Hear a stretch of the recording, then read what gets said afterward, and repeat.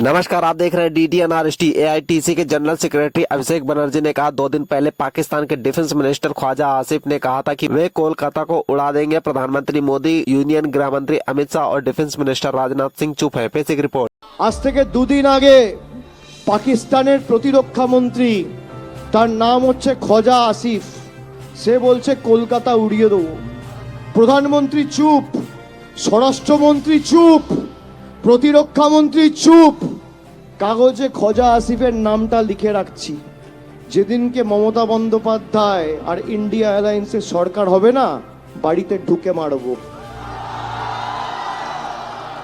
পাকিস্তানে বসে কলকাতা ওড়ানোর হুমকি দেবে আর প্রধানমন্ত্রী এসে এখানে কুচবিহারে সভা করবে, নিয়ে বলবে তৃণমূলকে হাঁটাও। সাধারণ মানুষের উপর বিএসএফ অত্যাচার না করে BSF, CRPF, Indian army, Indian এয়ারফোর্সকে স্বাধীনতা দেওয়া হোক, পাকিস্তানে গিয়ে লাহোর আর ইস্তানবুল, রাওয়ালপিন্ডি দখল করা।